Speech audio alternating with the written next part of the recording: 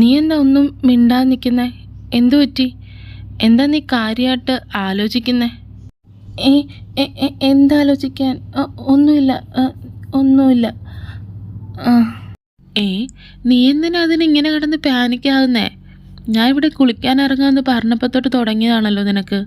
നീ തന്നെയല്ലേ പറഞ്ഞേ സാറും കൂടെ വാ, നല്ല രസമാണെന്നൊക്കെ. അപ്പോൾ കുളിക്കാൻ വന്നപ്പോൾ പിന്നെ നീ എന്തിനാ ഇങ്ങനെ കാണിക്കുന്നേ? എന്താ പ്രശ്നം? ഞാൻ ഇവിടെ കുളിക്കാൻ ഇറങ്ങിയത് നിനക്ക് ഇഷ്ടപ്പെട്ടില്ലേ?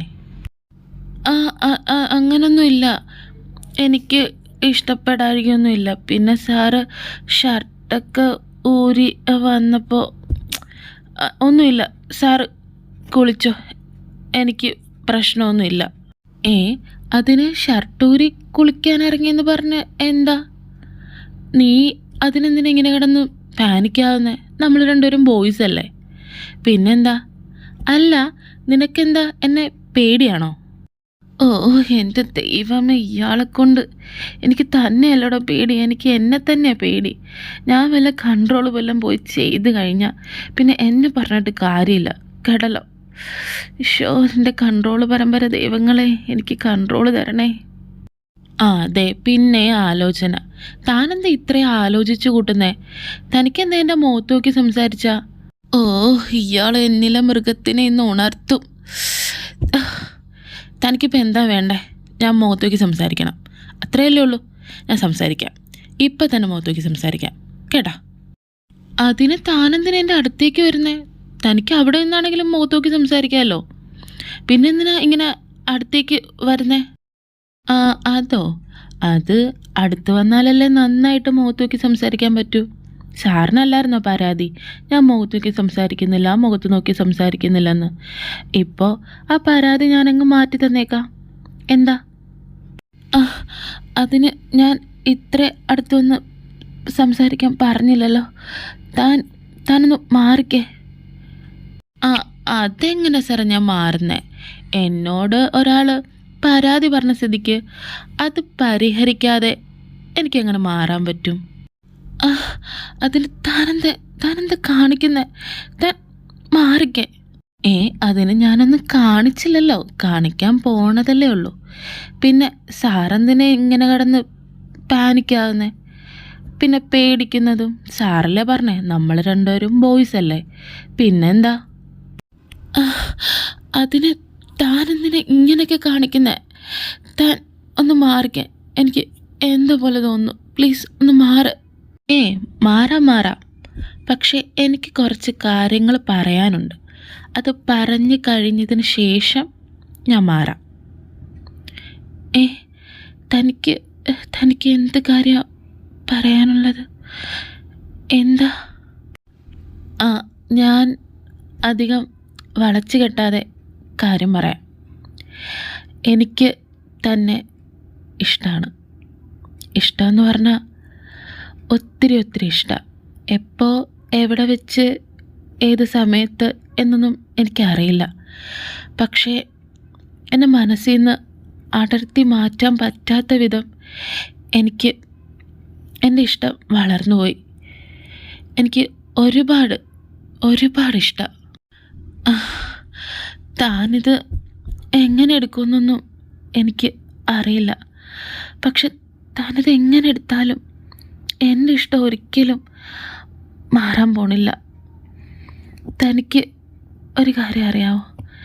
ഞാൻ എന്നെ തന്നെ സ്വയം കെട്ടിയിട്ടേക്കുക. കാരണം എനിക്ക് എന്നെ തന്നെ കൺട്രോൾ ചെയ്യാൻ പറ്റുന്നില്ല.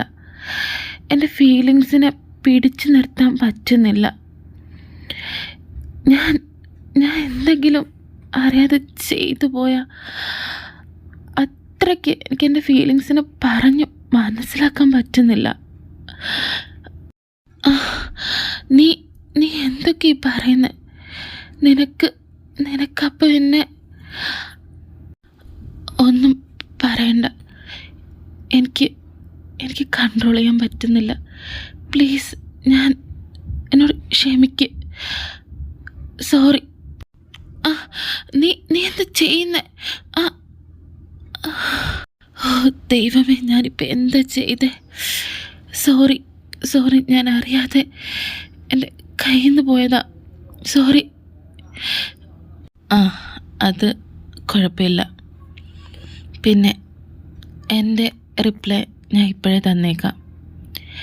എനിക്ക് നിന്നെ ഇഷ്ടപ്പെടാൻ പറ്റില്ല. കാരണം എൻ്റെ അവസ്ഥ നീ ഇപ്പോൾ കണ്ടല്ലോ. നീ ഒരു പക്ഷേ നമ്മുടെ ഫസ്റ്റ് മീറ്റിലോ അല്ലെങ്കിൽ ഇത്ര ആൾക്കാർ എന്നെ കൊല്ലാൻ ഇട്ട് ഓടിക്കുന്നതിന് മുമ്പോ ആണ് നിൻ്റെ ഇഷ്ടം എന്നോട് തുറന്ന് പറഞ്ഞെങ്കിൽ ചിലപ്പോൾ ഞാനത് അക്സെപ്റ്റ് ചെയ്തേനെ. എനിക്ക് നിന്നോട് ഇഷ്ടം തോന്നിയത് ഞാൻ ഫസ്റ്റ് കണ്ടപ്പോൾ തന്നെയാണ്. ഞാൻ നിന്നെ എയർപോർട്ടിൽ വെച്ച് ശ്രദ്ധിക്കുന്നുണ്ടായിരുന്നു. ഈ ലവ് അറ്റ് ഫസ്റ്റ് ഡേറ്റ് എന്നൊക്കെ പറയത്തില്ലേ, അത് തന്നെ. എനിക്കതിലൊന്നും ഒട്ടും വിശ്വാസമില്ലായിരുന്നു. പക്ഷെ നിന്നെ കണ്ടപ്പോൾ അതൊക്കെ സത്യമാണെന്ന് മനസ്സിലായി. ഞാൻ മനഃപൂർവ്വം നിൻ്റെ അടുത്തേക്ക് വന്നത്. പിന്നെ നിന്നോട് വഴക്കിട്ടതും ദേഷ്യപ്പെട്ടതും ഒക്കെ നിൻ്റെ അറ്റൻഷൻ കിട്ടാൻ വേണ്ടിയായിരുന്നു. പക്ഷേ എന്തു പറയാൻ, എനിക്കിപ്പോൾ നിൻ്റെ ഇഷ്ടം അംഗീകരിക്കാൻ പറ്റില്ല. കാരണം എനിക്ക് നിന്നെയും കൂടി ബാക്കി പറയണ്ട. നിനക്ക് വേണ്ടി മരിക്കാൻ പോലും എന്നല്ല, മരിക്കാൻ വരെ ഞാൻ തയ്യാറാണ്. എനിക്ക് മരണം ലഭിക്കുന്നത് നിൻ്റെ കൂടെ ആണെങ്കിൽ അതിലും വലിയ ആനന്ദം വേറെ കിട്ടാനില്ല. ഇല്ല, എന്നെക്കൊണ്ടതിന് പറ്റില്ല. അറിഞ്ഞുകൊണ്ട് ഒരാളെ അപകടത്തിലേക്ക് എറിഞ്ഞു കൊടുക്കാൻ എനിക്ക് പറ്റില്ല. നിനക്ക് എൻ്റെ ഒപ്പം മരിക്കുന്നത് ഒരാനന്ദമാണെങ്കിൽ, പക്ഷെ എനിക്കത് എത്ര ജന്മം എടുത്താൽ തീരാത്ത കനൽ പോലുള്ള നോവാണ്. അതുകൊണ്ട് നമുക്കെല്ലാം ഇവിടെ വെച്ച് അവസാനിപ്പിക്കാം.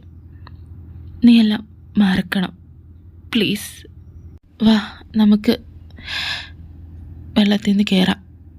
സമയം ഒരുപാടായി. ഇവിടെ വല്ല സ്റ്റേ ചെയ്യാനല്ല ഇടമുണ്ടോ നോക്കാം. താനൊന്ന് നിന്നേ. താൻ എന്നെ അക്സെപ്റ്റ് ചെയ്യുന്നില്ലെന്ന് പറഞ്ഞ് എനിക്ക് തന്നെ മറക്കാനൊന്നും പറ്റില്ല. ഞാനൊരാളെ മറക്കണോ അതോ സ്നേഹിക്കണോ എന്നൊക്കെ അത് എൻ്റെ ഇഷ്ടമാണ്. അത് ഞാൻ തീരുമാനിക്കുന്നതാണ്. താൻ എന്നെ അക്സെപ്റ്റ് ചെയ്യുന്നില്ലെങ്കിൽ വേണ്ട, ഓക്കെ. പക്ഷേ തൻ്റെ ജീവിതത്തിൽ നടന്ന എന്താണെന്ന് എന്നോടൊന്ന് പറഞ്ഞൂടെ?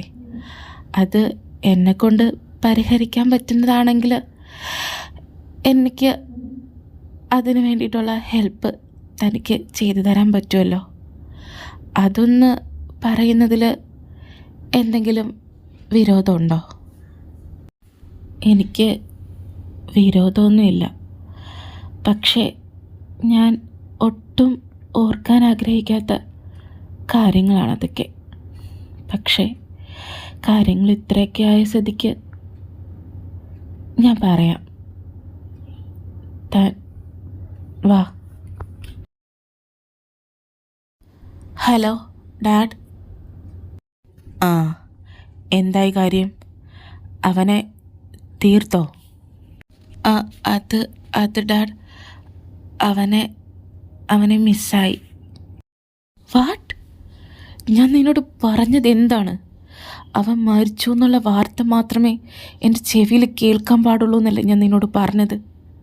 നീയൊക്കെ പിന്നെ എന്തിനാണ് ഉണ്ടാക്കി നടക്കുന്നത്? അറിയാലോ അവൻ വല്ല നമ്മുടെ നാട്ടിൽ കാല് കുത്തിയാലുള്ള അവസ്ഥ. ഡാഡി അത് അവർ ആ കാട്ടിലേക്കാണ് കയറിപ്പോയിരിക്കുന്നത്.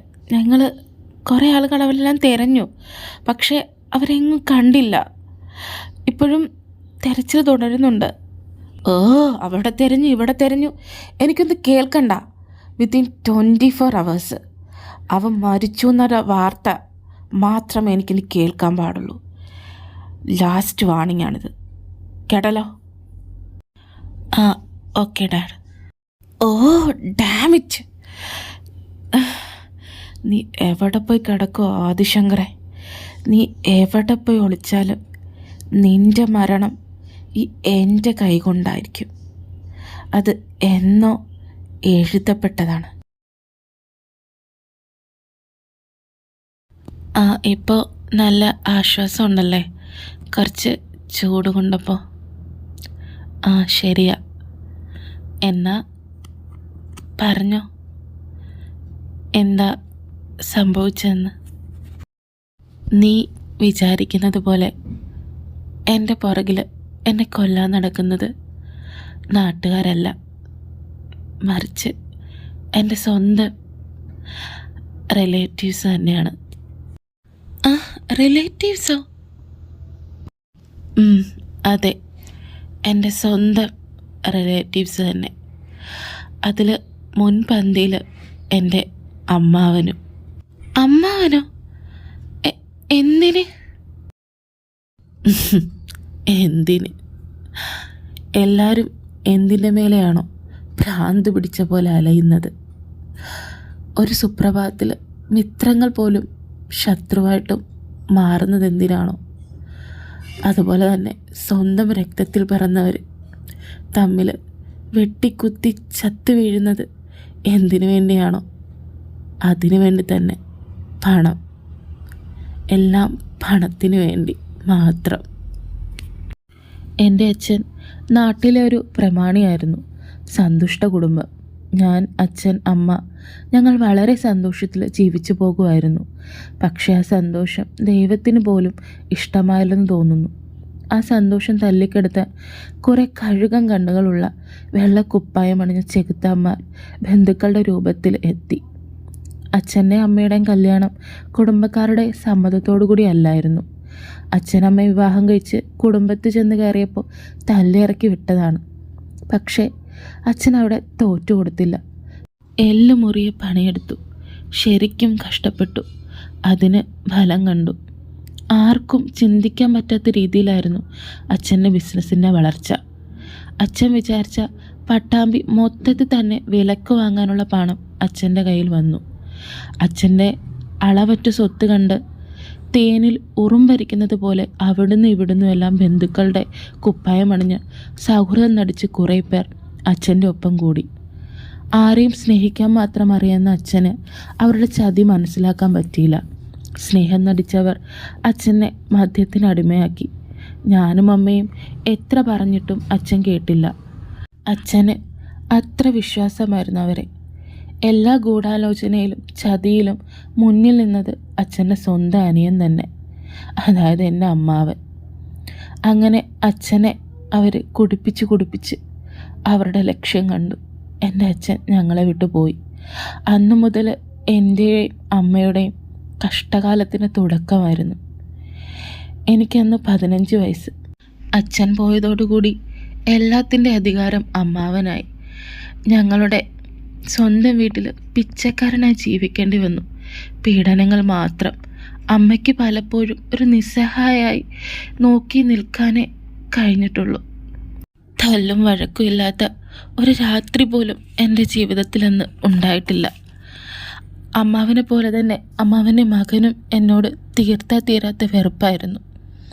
അവൻ ചെയ്യുന്ന എല്ലാ കൊള്ളരുതായ്മകൾക്കും ഇരയാകേണ്ടി വരുന്നത് ഞാനായിരുന്നു.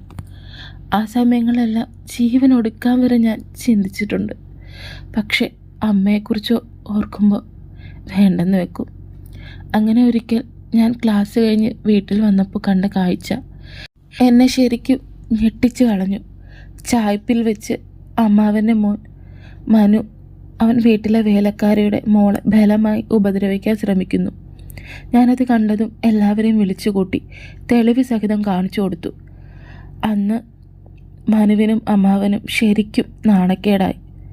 അന്ന് രാത്രി അത് ഞാൻ ഓർക്കാൻ പോലും ആഗ്രഹിക്കുന്നില്ല.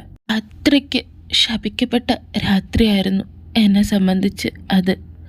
അമ്മാവനും മകനും എന്നോട് പ്രതികാരം തീർത്തത് ശരിക്കും നീചമായ രീതിയിലായിരുന്നു. അന്ന് രാത്രി എന്നെ ഭക്ഷണത്തിൽ മയക്കത്തിലാകാനുള്ള എന്തോ പൊടി കലക്കി അതിനുശേഷം ബോധം നഷ്ടപ്പെട്ട എന്നെ വേലക്കാരുടെ മുറിയിൽ ഡ്രസ്സെല്ലാം അഴിച്ച് അവരുടെ കൂടെ കിടത്തി. അവരെ ഭീഷണിപ്പെടുത്തിയാണ് അത് ചെയ്യിപ്പിച്ചത്. എന്നിട്ട് രാത്രി തന്നെ അമ്മാവൻ ഒന്നും അറിയാത്തവനെ പോലെ എല്ലാവരെയും വിളിച്ച് കാണിച്ചു കൊടുത്തു. വെള്ളം തെളിച്ച് എന്നെ എഴുന്നേൽപ്പിച്ചു. ബോധം വന്ന എനിക്ക് എന്താ ചുറ്റും നടക്കുന്നതെന്നും മനസ്സിലായില്ല. എല്ലാവരും എന്നെ അറപ്പോടും വെറുപ്പോടും മാത്രം നോക്കി കാണുന്നത് എനിക്ക് മനസ്സിലായി. തെളിവുകളെല്ലാം എനിക്കെതിരായിരുന്നു. അമ്മയ്ക്ക് അത് നിസ്സഹായ നോക്കി നിൽക്കേണ്ടി വന്നു. അമ്മാവനും ബന്ധുക്കളും എല്ലാവരും കൂടി എന്നെ ചെയ്യാത്ത തെറ്റിന് വീട്ടിൽ നിന്ന് പട്ടിയെ പോലെ തല്ലി ഇറക്കി വിട്ടു. ഒരു 17 വയസ്സുകാരന് എങ്ങോട്ട് പോകണമെന്ന് ലക്ഷ്യമില്ലാതെ നാണം കെട്ട് വീട് വിട്ട് ഇറങ്ങേണ്ടി വന്നു. അങ്ങനെ വീടിന് വെളിയിലെത്തിയപ്പോൾ അമ്മ എന്നെ കാണാനായി ഓടി വന്നു. എന്നിട്ട് എന്നെ കെട്ടിപ്പിടിച്ച് കരഞ്ഞുകൊണ്ട് പറഞ്ഞു, ഈ പാപിയായ അമ്മയെ മോൻ ശപിക്കല്ലെന്ന്. എന്നിട്ട് എൻ്റെ കയ്യിൽ ഒരു നമ്പർ എഴുതിയ കടലാസും 2 സ്വർണ്ണവളയും തന്നിട്ട് പറഞ്ഞു, മോൻ ഒരു തെറ്റും ചെയ്തിട്ടില്ലെന്ന് അമ്മയ്ക്കറിയാം. എന്നിട്ടും അമ്മ മിണ്ടാതിരുന്നത് അങ്ങനെയെങ്കിലും മോൻ ഈ നരകത്തിൽ നിന്ന് രക്ഷപ്പെടട്ടെ എന്ന് വിചാരിച്ചിട്ടാണ്. ഇത് അമ്മയുടെ ബെസ്റ്റ് ഫ്രണ്ടിൻ്റെ നമ്പരും അഡ്രസ്സുമാണ്. അവർ ലണ്ടനിൽ സെറ്റിൽഡാണ്. അവരിപ്പോൾ നാട്ടിലെത്തിയിട്ടുണ്ട്. മോൻ ഈ നമ്പറിൽ വിളിച്ചിട്ട് അവരുടെ കൂടെ പോകണമെന്ന് പറഞ്ഞു. എനിക്ക് അപ്പോൾ ഉണ്ടായ വികാരം സന്തോഷമാണോ സങ്കടമാണോ എന്ന് എനിക്കറിയില്ല. പക്ഷേ അമ്മ എന്നെ മനസ്സിലാക്കിയതിൽ എനിക്ക് ഒത്തിരി സന്തോഷം തോന്നി. ഞാൻ അമ്മയെ കെട്ടിപ്പിടിച്ച് കരഞ്ഞുകൊണ്ട് പറഞ്ഞു, അമ്മയും എൻ്റെ കൂടെ വാ, ഈ നരകത്തിൽ ഇനി നിൽക്കണ്ട. പക്ഷെ അമ്മ പറഞ്ഞു, ഞാൻ വന്നാൽ എൻ്റെ മോന് സ്വസ്ഥമായി ജീവിക്കാൻ പറ്റില്ല. കാരണം സ്വത്തുക്കൾ മുഴുവനും അമ്മയുടെ പേരിലായതുകൊണ്ട് അവർ നമ്മളെ തേടി വരും. നമ്മളെ സ്വസ്ഥമായി ജീവിക്കാൻ അവർ അനുവദിക്കില്ല. അതുകൊണ്ട് മോനിപ്പോൾ പോ, എന്നിട്ട് സ്വന്തം കാലിൽ നിന്ന് വലിയ ആളായിട്ട് അമ്മയെ വന്ന് കൊണ്ടുപോയാൽ മതി. അമ്മ കാത്തിരിക്കും. മോൻ ഒന്നുകൊണ്ടും പേടിക്കണ്ട. അമ്മയെ അവരൊന്നും ചെയ്യില്ല. കാരണം എന്നെ കൊന്നിട്ട് കാര്യമില്ലെന്ന് അവർക്കറിയാം. എന്നെ കൊന്നാൽ സ്വത്തുക്കൾ മുഴുവനും മോൻ്റെ പേരിൽ വന്നു ചേരുമെന്നും അവർക്കറിയാം. അതുകൊണ്ട് മോൻ ധൈര്യമായിട്ട് പോയിട്ട് വാ. ഞാൻ മനസ്സില്ല മനസ്സോടെ എൻ്റെ അമ്മയുടെ നേരെ കണ്ണുകളും കണ്ടുകൊണ്ട് അവിടെ നിന്ന് പോയി. അമ്മയുടെ ഫ്രണ്ടിൻ്റെ കുടുംബം എന്നെ അതിനുശേഷം ലണ്ടനിലേക്ക് കൊണ്ടുപോയി. അവരെന്നെ സ്വന്തം മകനെ പോലെ വളർത്തി. എൻ്റെ അമ്മയെ തിരിച്ചു കൊണ്ടുപോകാൻ വേണ്ടിയാണ് ഈ നീണ്ട 10 വർഷം ഞാൻ കാത്തിരുന്നത്. എൻ്റെ ഇവിടുത്തെ സുഹൃത്ത് ഗിരി വഴി ഞാൻ അമ്മയുടെ കാര്യങ്ങളെല്ലാം അറിയുന്നുണ്ടായിരുന്നു. എനിക്ക് എൻ്റെ അമ്മയെ കൊണ്ടുപോകണം. പക്ഷേ അതിനെനിക്ക് കഴിയുമോ എന്ന് അറിയില്ല. എനിക്ക് എൻ്റെ അമ്മയൊന്ന് കണ്ടാൽ മതി. ആദി, നീ ഇങ്ങനെ കരയാതെ, നമുക്ക് ശരിയാക്കാം. എൻ്റെ ദൈവമേ, എൻ്റെ മനസ്സിൽ എത്രയും ദുഃഖങ്ങൾ ഉണ്ടായിരുന്നു എന്ന് എനിക്കറിയില്ലായിരുന്നു. അറിയാതെ ഞാൻ എന്നോട് ക്ഷമിക്കുക. എനിക്ക് ഒരു കാര്യം അറിയാം, എനിക്ക് ഇത്രയും നാൾ അവരോട് പ്രതികാരം ഇടണമെന്നില്ലായിരുന്നു. എനിക്ക് എൻ്റെ അമ്മേനെ കൊണ്ട് എങ്ങനെയെങ്കിലും സ്വസ്ഥമായി എവിടെയെങ്കിലും പോയി ജീവിക്കണമെന്നേ ഉള്ളായിരുന്നു. പക്ഷേ ഇപ്പോൾ നീ തന്നെ കണ്ടില്ല, എന്നെ കൊല്ലാനായിട്ട്. എനിക്കിപ്പോൾ ഒരു കാര്യം മനസ്സിലായി. അവരോട് എൻ്റെ അച്ഛനെ കൊന്നതിനും ഞങ്ങൾക്ക് ഇത്രയും ദുരിതങ്ങൾ തന്നതിനും പ്രതികാരം വീട്ടാതെ ഞങ്ങൾക്കിനി സ്വസ്ഥമായിട്ട് ജീവിക്കാൻ പറ്റില്ല. എനിക്ക് അതിന് സാധിക്കുമെന്ന് എനിക്കറിയില്ല. നീ എന്തിനാ വിഷമിക്കുന്നത്? നീ ഒന്നുകൊണ്ട് വിഷമിക്കണ്ട. എല്ലാത്തിനും നിൻ്റെ കൂടെ ഞാനുണ്ട്. അവരുടെ സൈഡുള്ളതോ വെറും ഗുണ്ടകൾ, കുത്താൻ പറഞ്ഞ കുത്താനും കൊല്ലാൻ പറഞ്ഞ കൊല്ലാനും നടക്കുന്ന വാടക ഗുണ്ടകൾ. പക്ഷേ നമ്മുടെ സൈഡിൽ അതല്ല. സ്നേഹിക്കാൻ പറഞ്ഞ ചങ്ക് പറിച്ചു തരുന്ന ഫ്രണ്ട്സ്. നമ്മളിൽ ആർക്കെങ്കിലും, അതായത് ഫ്രണ്ട്സിൽ ആർക്കെങ്കിലും ഒരാൾക്ക് പ്രശ്നം ഉണ്ടായാൽ അത് എല്ലാവരുടെയും പ്രശ്നമായി കാണുന്ന ചങ്ക് ബഡീസ്, കോളേജ് ഫ്രണ്ട്സ്, അവരുണ്ട് നമ്മുടെ കൂടെ. ഗുണ്ടകൾ അവരുടെ സൈഡ് എത്ര കാണും? 100, 200, 300, 500 ആയിക്കോട്ടെ. പക്ഷേ നമ്മുടെ പുറകിലുള്ളത് ഒരു വൻ ശക്തിയാണ്. 1000, 2000, 3000 അല്ല, അതിനും മേളിൽ. നമ്മുടെ മുന്നിൽ, അതായത് ഫ്രണ്ട്ഷിപ്പിൻ്റെ മുന്നിൽ അവർക്കൊരിക്കലും പിടിച്ചു നിൽക്കാൻ പറ്റില്ല. നീ ഒന്നുകൊണ്ട് വിഷമിക്കണ്ട, എല്ലാം എനിക്ക് വിട്ടേക്ക്, ഞാൻ നോക്കിക്കോളാം.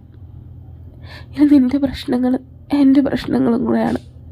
നിൻ്റെ കണ്ണ് നിറഞ്ഞാലോ നീ വിഷമിച്ചാലോ എനിക്കും കൂടെയാണ് വിഷമിക്കുന്നത്. എനിക്കത് സഹിക്കില്ല. അത്രയ്ക്ക് എനിക്കിഷ്ടമാണ് നിന്നെ. എനിക്ക് എന്താ ഇതിന് മറുപടി പറയണേന്ന് അറിയില്ല. I love you so much. Me too Adi. I love you Adi. നീ എഴുന്നേൽക്ക്, വാ, നമുക്ക് ഒരു സ്ഥലം വരെ പോകാം. നിൻ്റെ മൈൻഡൊന്ന് റിലാക്സ് ചെയ്തിട്ട് വരാം, വാ. ഇപ്പോൾ എങ്ങനെയുണ്ട്? ബെറ്ററായിട്ട് ഫീൽ ചെയ്യുന്നുണ്ടോ? നിൻ്റെ ഈ നെഞ്ചിൽ പറ്റിച്ചേർന്ന് കിടക്കുമ്പോൾ എനിക്ക് എന്താശ്വാസം കിട്ടുന്നതെന്ന് അറിയാമോ?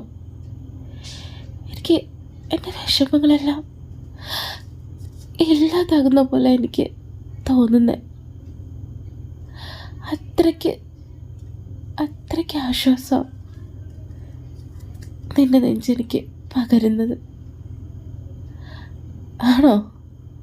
കൊള്ളാമല്ലോ. അല്ല, ഞാൻ നിന്നോടൊരു കാര്യം ചോദിക്കാൻ മറന്നുപോയി. നിൻ്റെ പേരെന്താ? നീ ഇതുവരെ നിൻ്റെ പേര് പറഞ്ഞില്ലല്ലോ. അതിന് നീ എൻ്റെ പേര് ചോദിച്ചില്ലല്ലോ. അതുമല്ല, ചോദിച്ചാലേ പറയത്തുള്ളോ?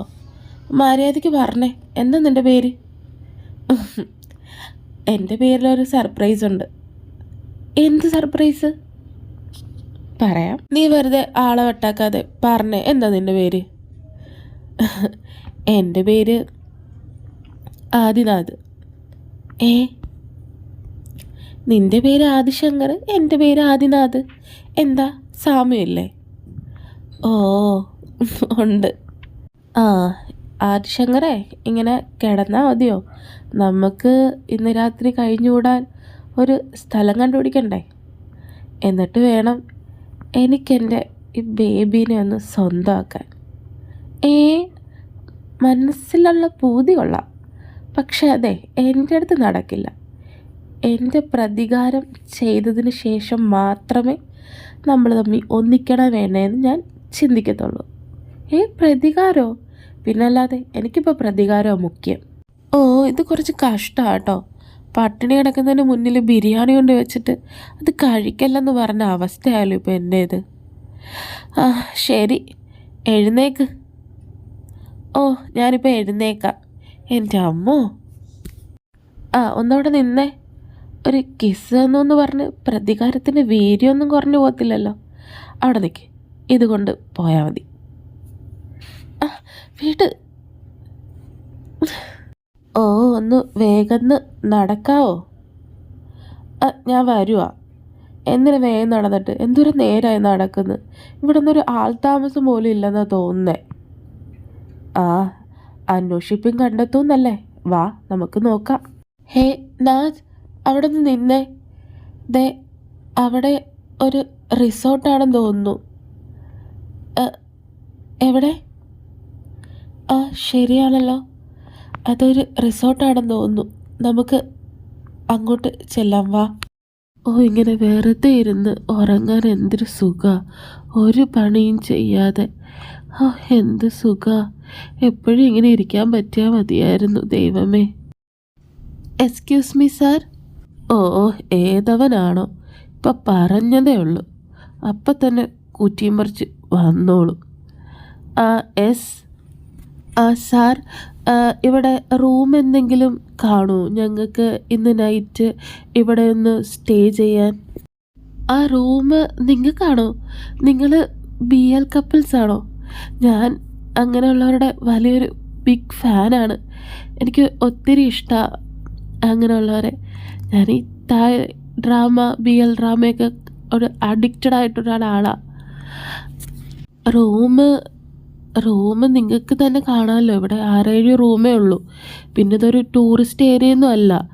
പിന്നെ കുറച്ച് പേരൊക്കെ ഈ സ്ഥലം അറിഞ്ഞ് ഇവിടെ ഇങ്ങനെ ഒരു റിസോർട്ടുള്ളതറിഞ്ഞ് ആൾക്കാർ വരാറുണ്ട്.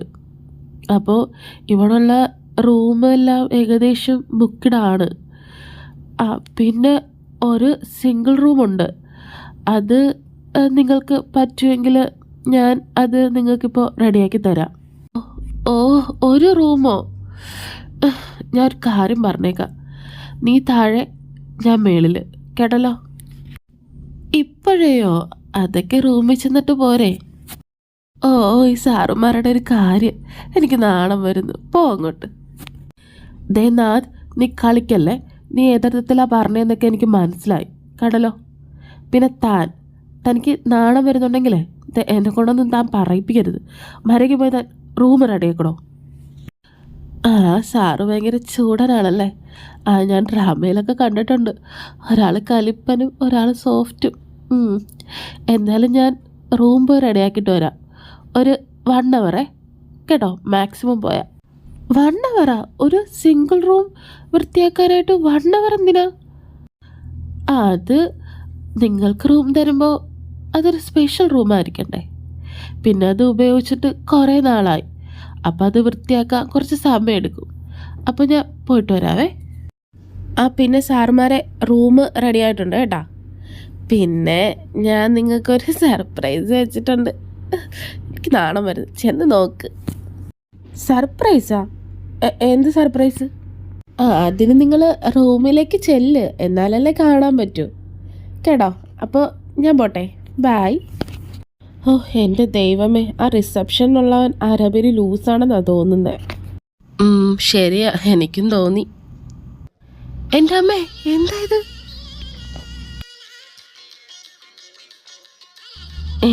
ശരിയാണല്ലോ.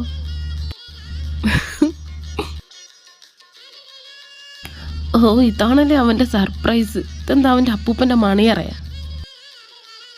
നീ എന്തിനാ എന്നെ നോക്കുന്ന? ഞാനൊന്നും പറഞ്ഞിട്ടൊന്നുമില്ല. നിൻ്റെ കൂടെ തന്നെ അല്ലാതെ ഞാനും ഇത്ര നേരം ഉണ്ടായിരുന്നേ. പിന്നെ നീ വിചാരിച്ച ഇത് നമുക്കൊരു മണിയറാക്കി മാറ്റാം. ആരുടെ? വേറെ ആരുടെയാ? നമ്മുടെ രണ്ടുപേരുടെയും. പിന്നെ അതൊന്നും നടക്കത്തില്ല. എനിക്കെൻ്റെ പ്രതികാരം മുഖ്യം. അത് കഴിഞ്ഞിട്ട് മതി ബാക്കിയെല്ലാം, കേട്ടല്ലോ? ഓ ശരിയേ. പിന്നെ നീ എന്താ ഇവിടെ തന്നെ നിൽക്കാനാണോ പ്ലാൻ? കിടക്കുന്നൊന്നുമില്ലേ? ഞാൻ എന്തായാലും കിടക്കാൻ പോവാം. വേണമെങ്കിൽ വന്ന് കിടക്ക്. വെറുതെ വടി പോലെ നിൽക്കുക. നിന്നിട്ട് വല്ല പ്രയോജനമുണ്ടോ? അതുമില്ല. അവൻ്റെ ഒരു പ്രതികാരം. ഓ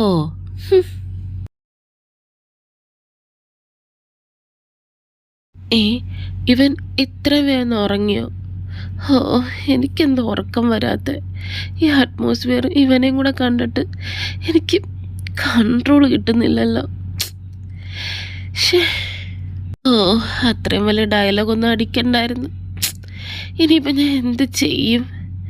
ഇവനെ ഒന്ന് വിളിച്ചു നോക്കിയാലോ? അതെ നാഥ്, നീ ഒന്ന് എഴുന്നേറ്റേ. ഓ, എന്താണ് മനുഷ്യനെ ഉറങ്ങാനും സമ്മതിക്കത്തില്ലേ? എന്താ കാര്യം? എടാ, അതെ, നമുക്ക് പ്രതികാരമില്ലേ, കുറച്ച് നേരത്തേക്കൊന്ന് മാറ്റി വെച്ചാലാ? നീ എന്താ ഈ പറയുന്നേ? നിന്റെ കിളി അടിച്ചു പോയാ? അതൊന്നുമല്ല. അതെ, നമുക്ക് നീ നേരത്തെ പറഞ്ഞ പോലെ ചെയ്താലാ? ഞാൻ നേരത്തെ എന്ത് പറഞ്ഞെന്ന്? അല്ല, എന്ത് ചെയ്യാൻ?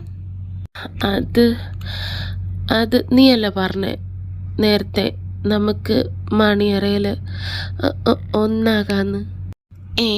അപ്പോൾ നിന്റെ പ്രതികാരോ? അത് നമുക്ക് ഇത് കഴിഞ്ഞും ചെയ്യാമല്ലോ. കൊള്ളാം, എന്നാ നീ വാ, നമുക്ക് തുടങ്ങിയാലോ.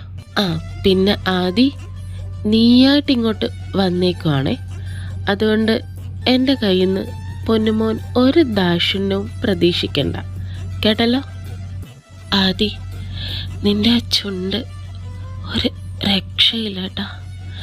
ഞാൻ എൻ്റെ രുചി ഒന്നും കൂടെ നോക്കിക്കോട്ടെ. നാഥ്, പറഞ്ഞോ. എനിക്ക് നിനക്ക് പറ. അത് നാഥ്, എനിക്കെല്ലാം കുറച്ച് സ്ലോയിൽ മതി. അതെന്താ? അത് എനിക്ക് നിന്നെ മൊത്തത്തിലൊന്ന് അറിയണം. ആണോ? എന്നാൽ നമുക്ക് സ്റ്റാർട്ട് ചെയ്താലോ?